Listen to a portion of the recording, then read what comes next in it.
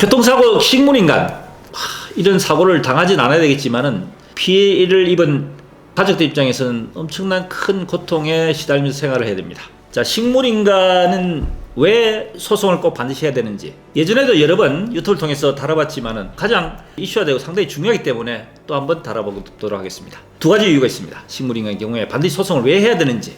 우선 식물인간 하면은 혼자 자력으로 아무것도 할 수가 없죠. 눈만 뜬 상태에서 동물 반응이 있을 수도 있고 동반응이 없을 수도 있고, 사람은 인식을 전혀 못하는 상태, 말 그 자체로 식물의 상태, 전혀 자력으로 해서 아무것도 할 수 없는 상태, 이런 상태를 식물인간이랍니다. 자, 이런 환자인 경우에 있어서는 통상적으로 옆에서 이제 간병을 해야 되는데, 간병의 범위 자체가 보통 이제 호흡 자체가 문제가 생기기 때문에 목에 기관지를 뚫어서 호흡을 하고 여기서 이제 가래를 계속 뽑아내야 됩니다.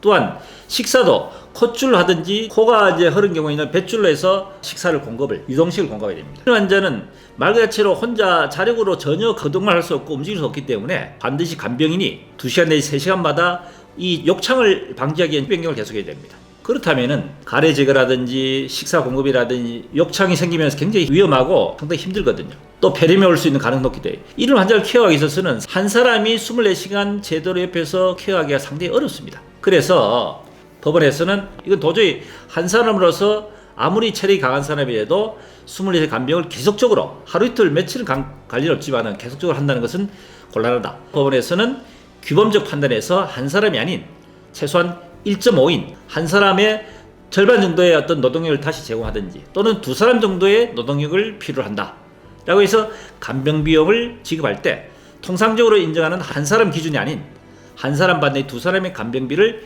인정하고 있는 것이 법원의 입장입니다. 개업비에 대한 부분 때문에 소송이 필요하다.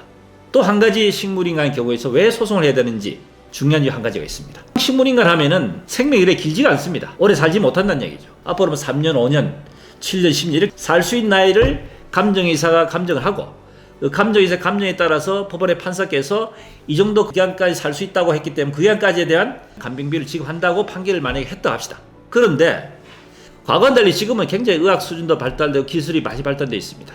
그러면 이 환자에 대해서 가족들이 적극적인 치료된 간병을 굉장히 열심히 해서 실제적으로 살 수 있다고 예상되는 그 기간을 초과해서 더 살 수 있을 경우도 있을 수 있지 않겠습니까? 자, 이런 경우에는 실제로 법원 판결은 살 수 있다는 기간까지에 대한 간병비와 치료비를 받았는데 그 기간 이후에도 생존한 경우에 있어서는 결국은 어떻게 할 것이냐? 결국 추가적인 손해가 발생하지 않습니까? 간병비가 발생하는데 소송했을 때 실질적으로 살 수 있는 기간까지 된 판결 이후에 추가로 생존한 경우에 있어서는 다시 추가 청구를 할 수 있는 기회가 있다는 겁니다. 보험회사 그냥 소송하지 않고 합의를 할 경우에 있어서는 별도의 단서를 명기하지 않고 일반적인 합의인 경우에 있어서는 권리 포기에 대한 합의로 이루어지기 때문에 추가적인 청구 소송이 자체가 안 됩니다. 그래서 소송에 대한 이유가 첫 번째는 간병 비용에 대한 부분이 한 사람이 인정이 된다. 두 번째는 잔존 여명 이후에 추가로 생겨난 경우도 예상할 수 있기 때문에 그 경우에 있어서는 별도로 추가 소송할 수 있다 하는 이유 때문에 시분의 경우에는 반드시 소송을 해야 된다 하는 이유를 다시 한번 강조해서 말씀드립니다. 이해가 되셨죠?